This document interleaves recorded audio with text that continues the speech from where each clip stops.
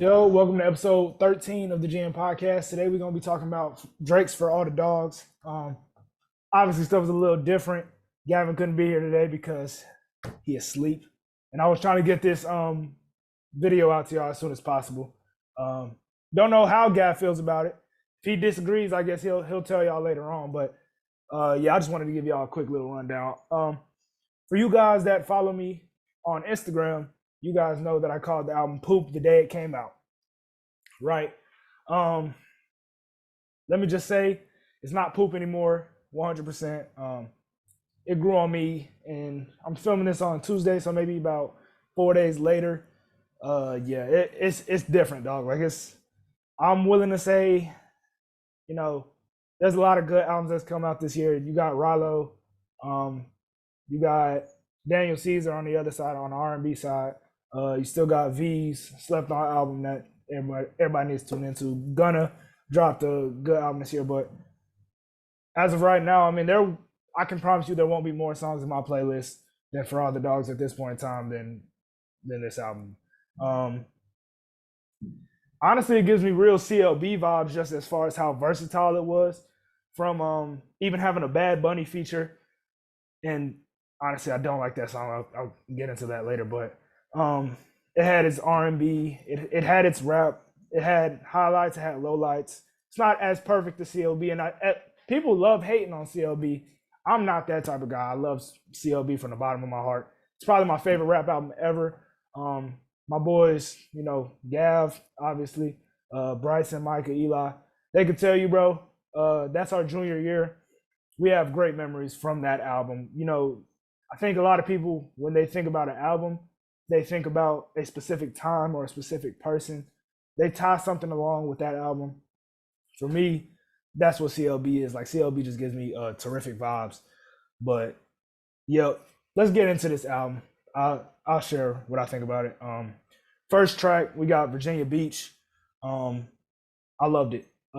What stood out to me, first off, Drake is terrific with his intros. Even going back to Certified Lover Boy, you got Champagne Poetry. On Take Care, you got Over My Dead Body, I believe. Views, you got to Keep the Family Close. I mean, he knows how to make an intro track and to get you intrigued. I think Rich Flex was the one on Her Loss, which was also a great album. Honestly, I mean, people like to poop on Her Loss, CLB, and honestly, Nevermind, and obviously this album. Call it the worst 4-album run in history. You're out of your mind. But yeah, what stood out to me in this song was the Frank Ocean, beat, the sample. If you know me, Blonde is my favorite album ever. Frank Ocean's one of my favorite artists ever. Please drop soon. You haven't dropped in 7 years at this point. That's crazy to say. You haven't dropped in 7 years. But yeah, I mean, he came in with the great vocals. You have the Frank Ocean instrumental. It's a beautiful song. It's honestly like just a vibe to listen to. I was riding in the mountains. I go to Mars Hill up in Asheville, North Carolina. So I was just riding by myself, and it really hits in the car on a scenic drive. You try it out. But yeah, I love Virginia Beach as a song. Next song, we got Amen with Tizo Touchdown. This is another song that I love. Everything Tizo Touchdown is in turns to gold for me, and I don't even listen to Tizo Touchdown. I'll be the first one to say. He was in the Tyler the Creator album, I think 2 years back. Call Me If You Get Lost. He shined in that. Came in with some great vocals, and then later on in the album, he came in with some great vocals as well. Honestly, saved that later song, but I think Drake had a great feature in this as well. I mean, not even a feature. That's what I will say about this album. Drake got overshadowed. He picked the right features, but he got overshadowed by his features constant times. Most of you can probably pinpoint the ones I'm talking about, but I thought Amen was a great song. I think I've seen a lot of people already use it on their story. Fake Christians, and we won't get into all that. But number 3, Calling For You. There's a 3-track running here that was like, for the highlights in this album to be that high, there was a 3-song running here that was like, But Calling For You was a song of all time. Drake I think excelled on this beat. I think he was great. 21 Savage, even when he came in, I enjoyed his verse. But what's up with the girl yapping in the middle, bro? Like, she graduated from Yappersville University. I couldn't stand her. She took up like 1.5 minutes, bro. No one wants to hear that. Drake, don't know why you did that. Ruined the song for me, so I will give that one a miss. Yeah, I wasn't feeling that one just because of that song. It's hard to like play a song in a car and you listen to one verse and it's like, oh, this is hard. And then you go to the middle, it's like, what am I listening to right now? And then you go to 21's verse, and I thought 21's verse was special. People haven't been liking it, but I was a fan of it. And then I kind of loop in Fear of Heights and Daylight in the same boat. Next two songs. I mean, Drake hype songs, we've heard it over and over again. I thought they were good. I thought they were decent. They weren't standouts though. Adonis, bro, keep drawing or something, bro. That was horrible. Don't know why he had ideas, and Drake had ideas in this that should have just stayed in the drafts, bro. Yeah, Adonis, put down a pen. Fear of Heights, Daylight. I did like the energy on those songs. Those definitely aren't skips for me, but it's like, you know, if I'm picking a song to choose from this album, I won't go to those songs. Next song, favorite rapper of all time, we got J. Cole, First Person Shooter. Everyone who knows rap music knows J. Cole is the feature GOAT. There's not a lot of people better than J. Cole at doing what he does, honestly. I mean, he came into this track, gave it energy. Me and Drizzy is the Super Bowl, you know what I'm saying? He didn't miss in this. He dropped bars after bars after bars. Even mentioned the fall off, obviously, as he's mentioned in countless features. He also mentioned a collab with Youngboy. I really want to see what that looks like. Youngboy is one of the best of our generation, regardless of what you think. He drops hits, so that is something I want to see. Drake did not keep up in this. I'm sorry, J. Cole ran him out the gym, but that happens with J. Cole. So it's like, what can you really say? I didn't think Drake had a bad feature, but I'm not gonna remember it like J. Cole's. So yeah, that 100% great track for me. Next song we got IDGAF. I'm not gonna encourage profanity on this, but this song hard. What else can you say? Yeet did what Yeet does consistently. And Drake, you know, people all over the internet clowning him for being, you know, sassy. But I mean, dog, he came in with heat too. Like, you're not gonna lie to me and say he didn't come out with heat. The little intro verse where with the woman singing, beautiful, and then him just coming in rapping hard. You gotta love it. You gotta love Drake. And you know, 2 years ago, or whenever we found out about Yeet, you wouldn't think like, oh, Drake and Yeet gonna make a song together. That would never happen. That's why Drake has stuck along or been in the, you know, limelight for as long as he has been. He knows how to develop. He knows how to, you know, he knows how to make hits. He's not gonna be like one of them old heads to be like, oh nah, that's not really hip hop. That's not gonna evolve with. Hey, the times are the times, bro. You got to keep up. And Drake is keeping up right now. And Yeet stole the show on this album, obviously. Next song, 79, 69 Santa. Mid. Drake's verse on this was incredibly underwhelming. It was low energy. It wasn't very good in my opinion. Tizo Touchdown came in on the end of this and had beautiful vocals. Once again, Tizo Touchdown.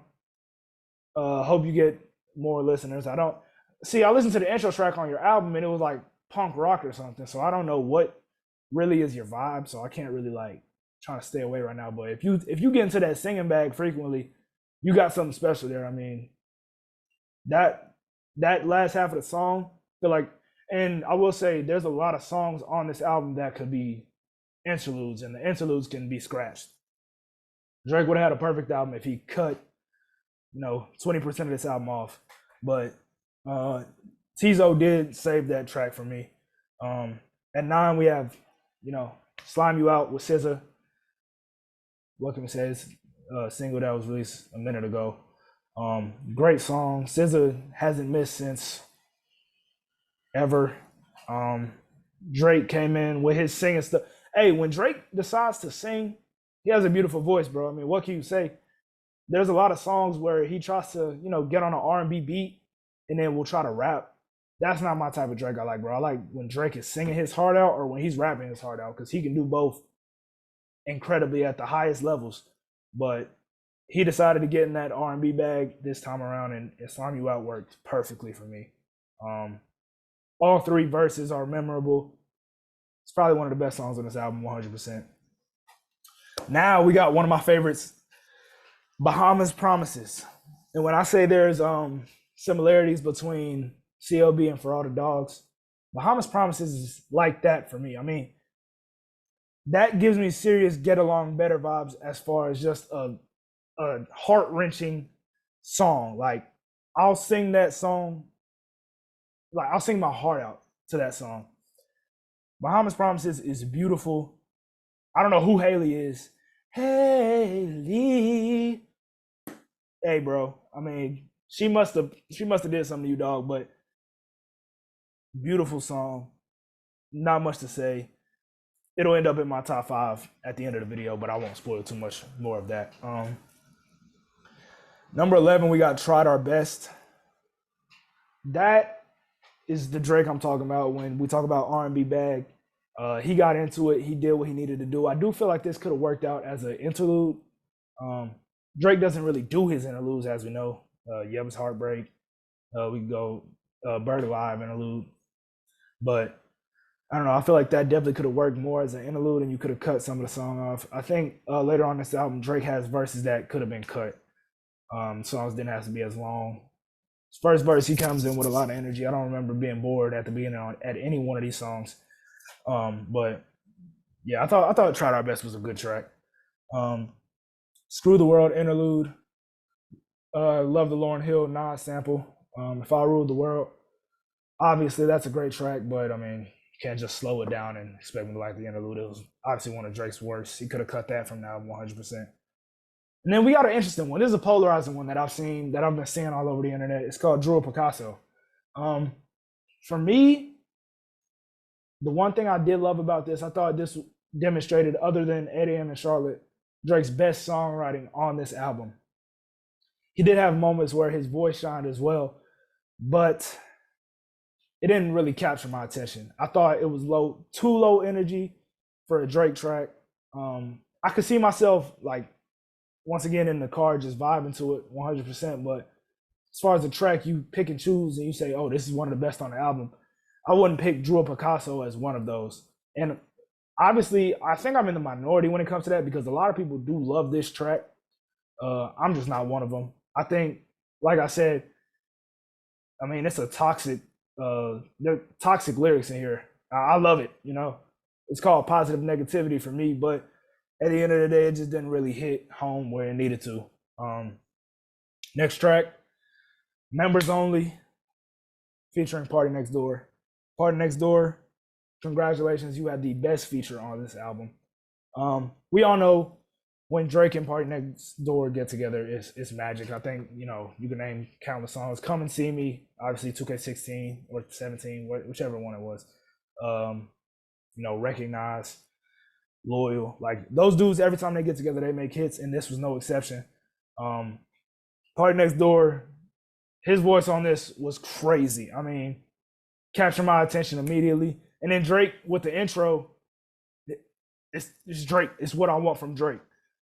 This was a terrific song for me. It's a vibe. It's a classic R&B. I think I haven't even seen people, you know, hype this up the way I think it should have been hyped up, but it's one of them for sure. So props to Party Next Door. Great job. One thing I will say about this track, Drake could have cut out like the last couple. I didn't think he came in with the same energy he approached the song with at the end of the song. I think he could have cut it a little bit, maybe even gave Party Next Door more time. Best believe I want him to have more time on this song, but yeah, I thought this was a great track. Next song we got What Will Pluto Do? This gave me serious Jumbotron shit popping vibes from Her Loss. It's a fun song, bro. I mean, what will Pluto do? I did it. Like, it's something I didn't know I wanted from Drake, just like Jumbotron, but something I needed. Like, it's a great track. Surprised Future wasn't on it. I feel like Future could have excelled on this track maybe, but Yeah, I thought What Would Pluto Do was a great song. Next song we got All the Parties with Chief Keef. Bro, I really wish Chief Keef had a longer verse on this because with the time he had, he excelled. Um, Drake came in once again with a great intro, and then at the end of the song, it kind of fiddled down a little bit. So it couldn't be that high for me, but it's a great song. Chief Keef feature once again. It's up there with all the other features on this album, along with Tizo, J. Cole, obviously Party Next Door, SZA. You know, there was some great features on this album, and he is no exception. All the Parties is definitely like it's a hit for me. There, I think if there was a miss, I would have let y'all know. So far, I think the only miss was like 79, 69 Santa, but the first half of it, and then when the girls yapping and calling for you. I thought Fear of Heights and Daylight were like kind of middle tier, but that's it for that. Next track, 8 a.m. in Charlotte. As soon as I heard this, bro, I knew first off, Charlotte Kid. Dog, it's beautiful, bro. I mean, Drake in his Drake bag and his rapping bag, the best thing he does in that sampled beat. Countless after countless captions. I mean, the stuff he was doing in this was crazy. Just he had the Jordan Peele Us bar, and that wasn't even the shortage of it. Like there was at least I'll say 15 more that you walk around like that's hard. Like it was that type of song where you walk around with like, which caption should I use? So yeah, not too much to say. Not too much to say about 8 a.m. in Charlotte. It was a great track. BBL Love, interlude. As time goes on, I do appreciate the song more just because of Drake's voice, but it is something that I feel could have been left off the album, and you know, Tried Our Best definitely could have worked as an interlude in place of both of those. And I mean, it's a track. It works as far as if you want to hear Drake's voice, but I don't think it was anything too special.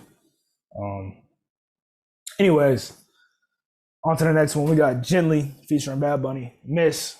I see why he did it. He wanted to make an album for all the dogs. It wasn't good for me. You know, it didn't hit. Next song we got Rich Baby Daddy featuring Sexy Red and SZA. Now, people hate Sexy Red, and even more so, people hated Sexy Red's verse on a Drake song. Let me inform you right now, I am not one of those people, bro. I thought Sexy Red came in with great energy. I feel like this song did exactly what it needed to do. And with the CLB comparisons, it's like way too sexy. It's damn near the same song to where it's a club banger that'll keep getting replayed and replayed. It'll keep having that replay value. You might get tired of it, but I think the song delivered where it needed to deliver. Catchy hook, even though you're below 18, or not below 18, that's a stretch, but don't show it to your kids. SZA obviously did SZA things. Drake did Drake things. And Sexy Red, I mean, bro, we gotta stop hating on people just because of vulgar language or all that. Like, at the end of the day, consider what we are considering today is if they made a hit or if they missed. Sexy Red hit completely, in my opinion. Honestly, it's been one of my most replayed songs. It's fun. I mean, obviously, hanging with my boys up here, it's a funny song. It's a fun song at the end of the day, so I can't do nothing but respect it. If my phone will load here. Next song, we got Another Late Night featuring Lil Yachty. Now, Lil Yachty has been on a tear for I think the last 2 years. I mean, I've never seen him come back like Lil Yachty right now. The dude hasn't been missing on a lot of features at all. I didn't enjoy Drake that much on this song. I will say that. I think he should have stepped up a little bit more. But Lil Yachty, like I said, he's along with all those other features that I listed earlier.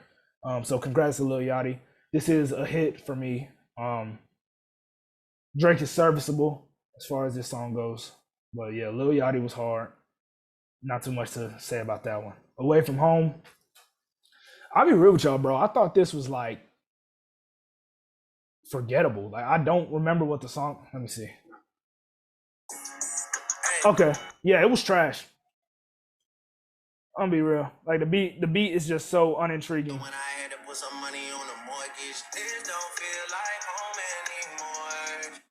and then Drake comes in with the vocals. Like you just gotta. I don't know, man.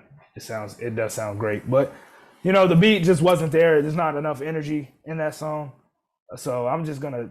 I'll call that a miss. I'm not really messing with it like that. And then the outro track. We also know Drake has great outros. Polar Opposites. Love it. Great voice. Did what he needed to do. Usually it feels like he has rapping tracks like The Remorse or Views, obviously, but he came in with the R&B one on this one, and it delivered for me. I mean, just Drake singing, being a lover boy. Loved everything about this song. So, I mean, obviously, if you watched the whole video, you saw that I pretty much liked every song on this album. I think there was about maybe 3 or 4 misses for me, but yeah, sorry for calling it poop off of the initial listen. If I was to give it a little score, I'll probably give it around 8.5 out of 10. And just off of replayability, it's a 10 out of 10. Enjoyment is still a 10 out of 10. Gotta ignore some of those songs, but I definitely thought this was a hit from Drake. So congrats to, you know, this generation's Michael Jackson, I guess, or some Swifties are watching. Y'all might get mad at that, but it's a hit maker at the end of the day. So yeah, great album from Drake. If y'all did enjoy this video, we can give y'all much more music opinions. But as of right now, as we look at albums as a whole and what they provide for me, I still do have Daniel Caesar's, I forgot what the album is even called. Yeah, I have to look into that later. I still do have Daniel Caesar's album ahead of that. I don't think there was any misses on that, and I think there was 16 tracks, and that's hard to do with 16 tracks. So I do still have him at number 1, but right after that, I think Drake has the best rap album of the year. Like it's number 2. It's too many hits to like say it's a bad album. You know, it was a great album for me. So yeah, I mean, that's a video. Comment if you like stuff like this. We'll do even more content. But yeah, peace out.